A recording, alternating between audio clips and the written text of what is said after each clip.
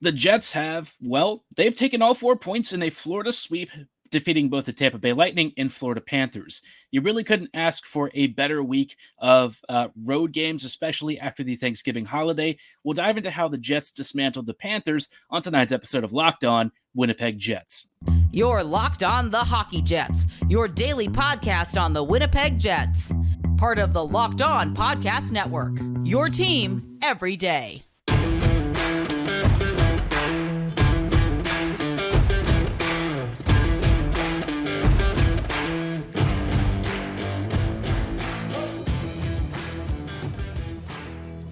Hello, friends, and welcome to tonight's episode of Locked On Winnipeg Jets, part of the Locked On Podcast Network, your team every day. I'm your host, Harrison Lee, an avid Winnipeg Jets fan and an online blogger. You can follow me on Twitter at HLLivingLoco and at LO_Winnipeg Jets. As always, thanks for making Locked On Jets your first listen of the day every day.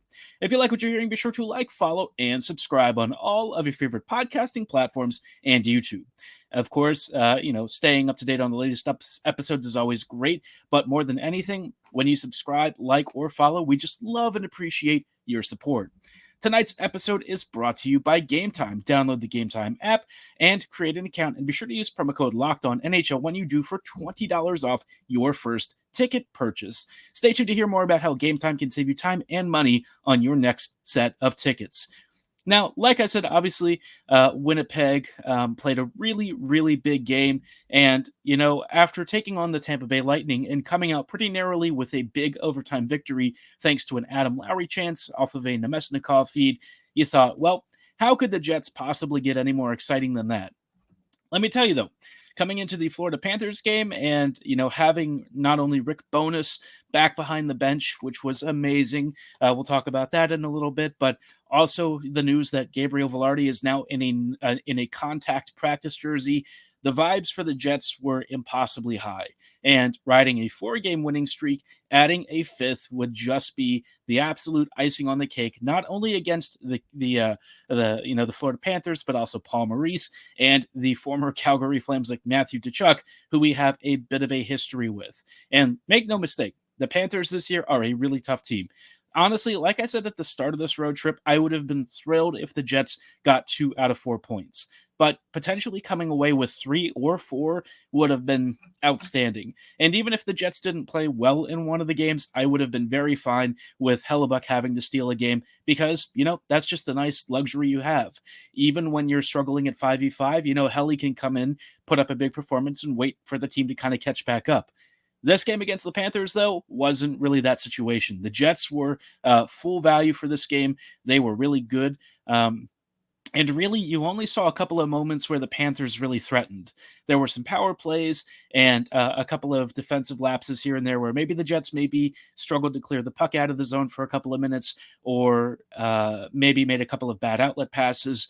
But relatively speaking, it wasn't as frequent, right? There were only a couple of lines on this team that were really struggling. Obviously, the top line wasn't particularly good, and, the Dillon and Pionk pairing had a really rough night after what's been a pretty good stretch for them over the past few games. So, yeah, other than that, not really too much to be upset about.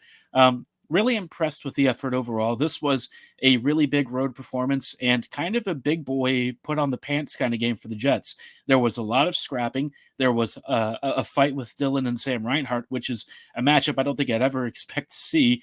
And you had lots of scrums. You had some questionable late hits.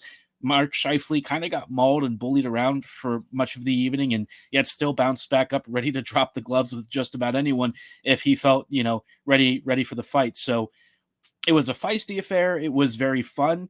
And honestly, I was just impressed by the Jets. I thought that they put on a great, great game. At even strength, they really controlled most of the play. And it wasn't until later in the game where, the Panthers really started putting Hellebuyck under some serious pressure. And when he did face a couple of really good chances, he was there for every single one of them, pitching his first shutout of the season. A big 3-0 victory, about as good of a game as you could get from the Jets. But I think, the moment that's really going to stand out for everyone is that Ehlers goal.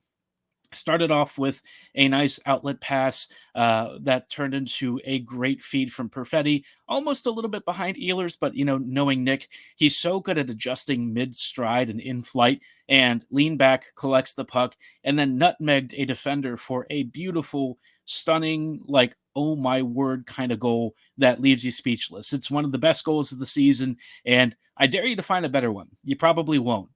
Nick has finally started getting back to what he does best, which is being, fast, skilled, and while his top stride maybe has a little bit less of a step than he had in previous years when he was a bit younger and less injury riddled, he still looks really good. He still looks like the guy that we call Fly. He's got all the skill. His passing has improved. His shooting is starting to get back into shape, and he's had some really absurd setup plays and stuff recently that, quite honestly, he was overdue for a goal for. So really impressed with his effort. Happy to see him finally getting back to what he does best.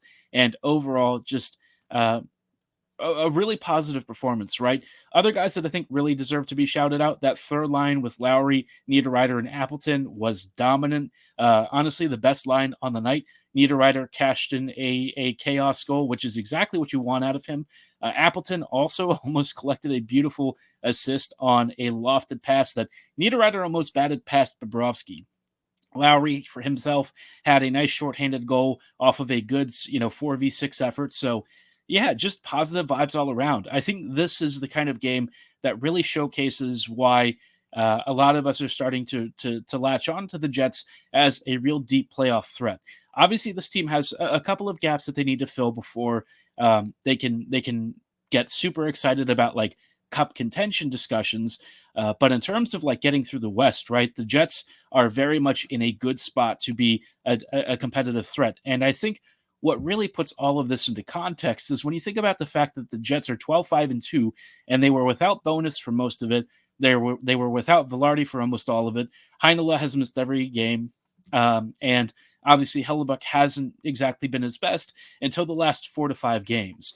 So factoring all of that in, for the Jets to be 12-5-2 and to have earned those wins, in actually strong 5v5 fashion is fantastic. I think Scott Arniel did a great job. Very thankful for, the interim tenure that he had here. He really kind of kept the Jets doing much of the same stuff that Bones would have. There were even some additional new little tweaks that we saw, like Perfetti being used a lot more and playing more late in games.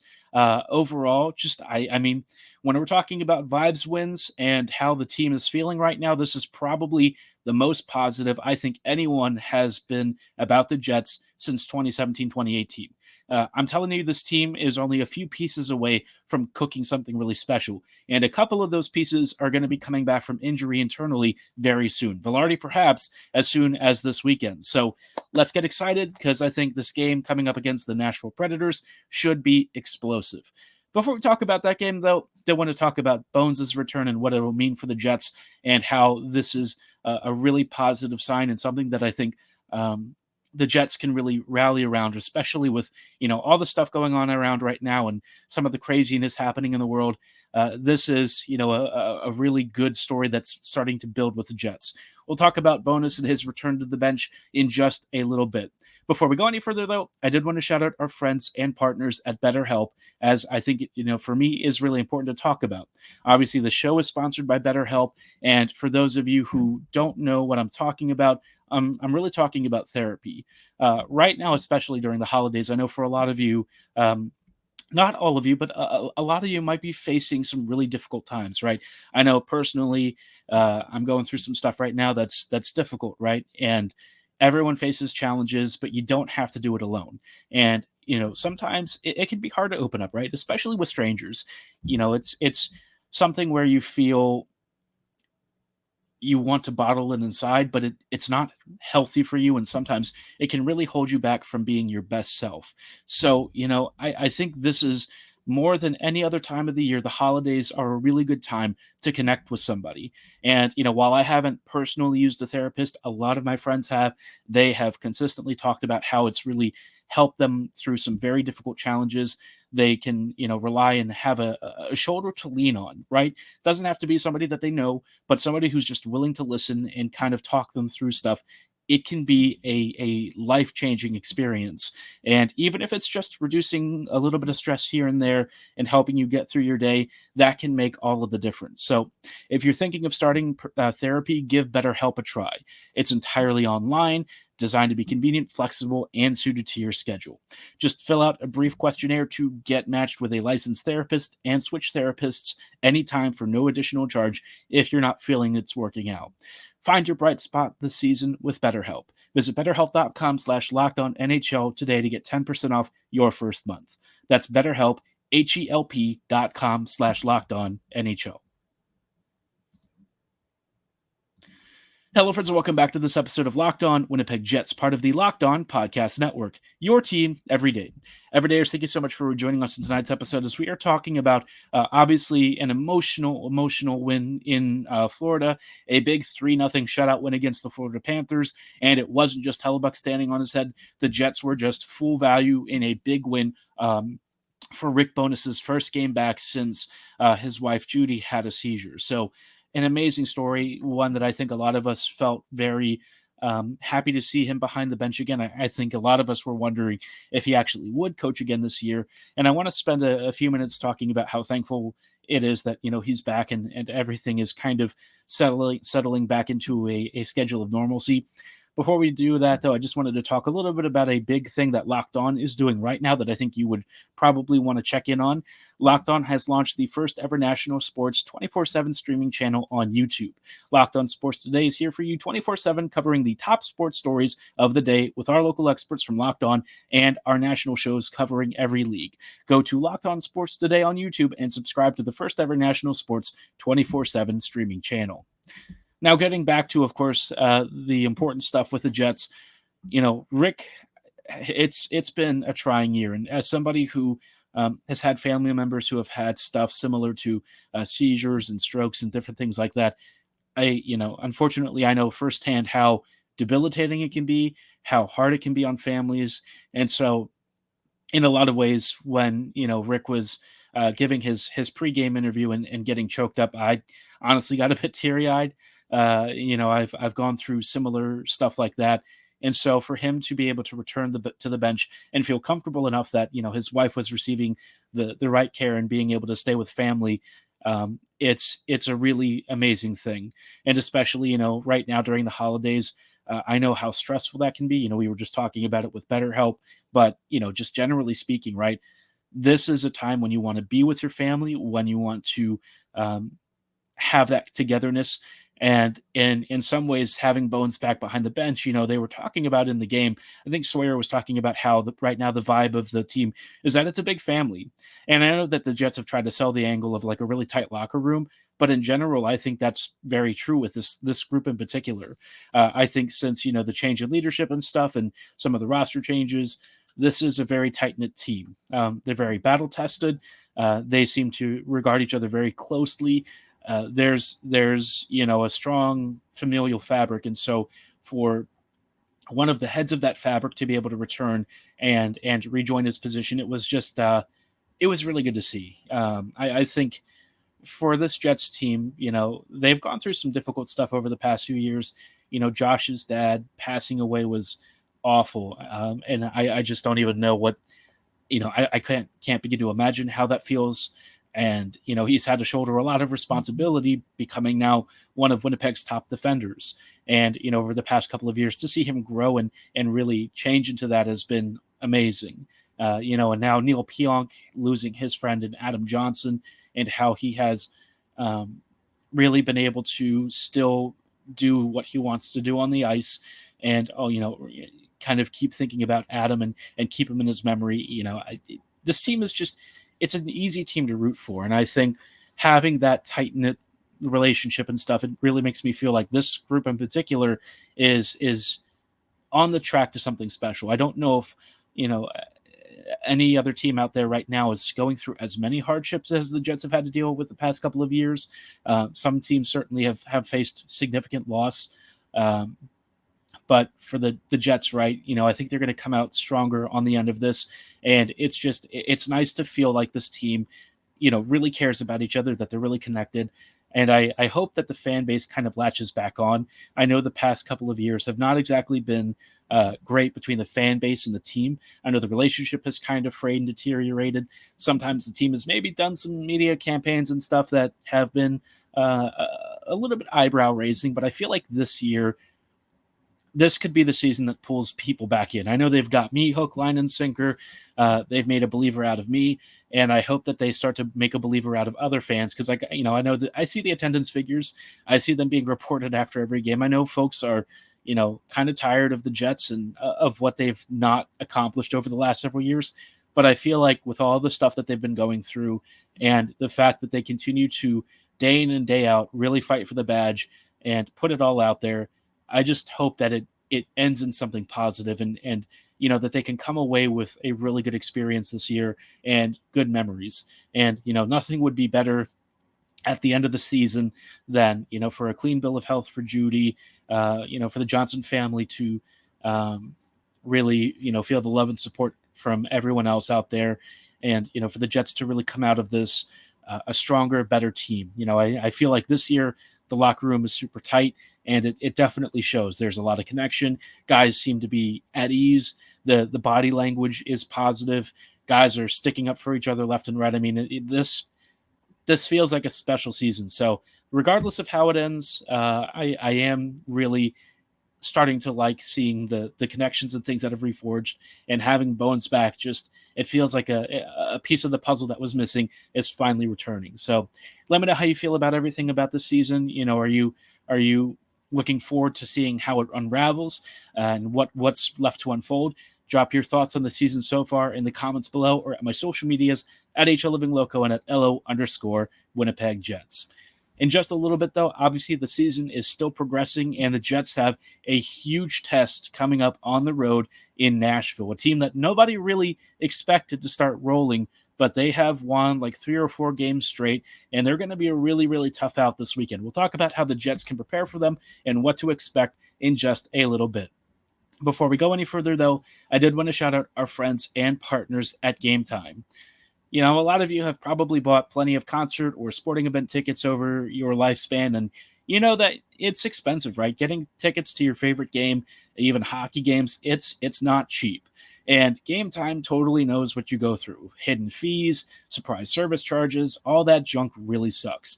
Game Time wants to make things easy for you and take out all the hassle by offering you great last-minute deals, flash sales, and best of all, they give you all-in prices and even an in-venue seat view so you know what you're actually paying for. You're not going to have those obstructed views unless you really want to pay for them, but they want to make sure that you've got the best sight lines, that you get the best experience, and they want to make sure that you have the lowest price guaranteed. They also offer event cancellation protection and so much more. If you're ready to check out Game Time and really get started, they offer a great deal for new users.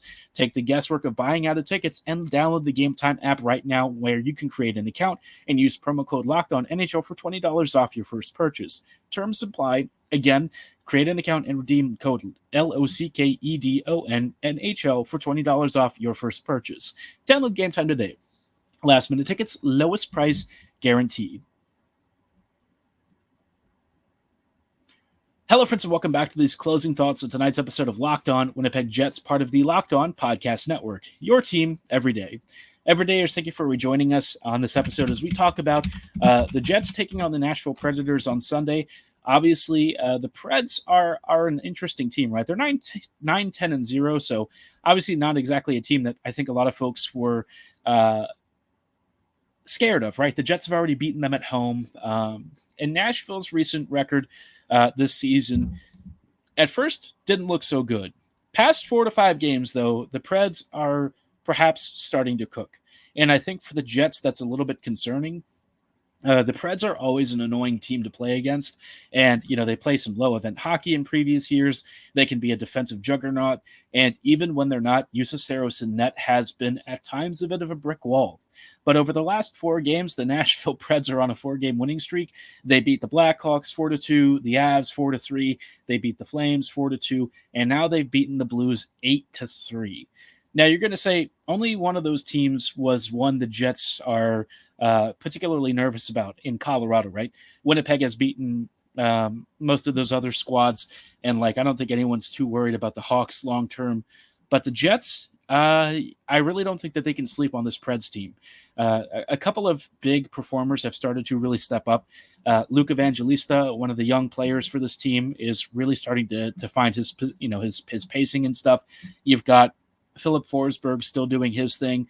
O'Reilly, as a depth piece, like a middle six guy, he's still pretty reasonably good. I know that he's probably playing a little further up in the lineup right now, but overall, right, I think the big trend with this Preds team is that they're going to be one of those squads that catches you on mistakes and really creates chaos down low. So the Jets are going to want to stay off the penalty kill and also avoid situations where there's a lot of slot chaos. The Preds, I think, have made a living off of that over the years. They're probably going to look for some like tip deflections and stuff.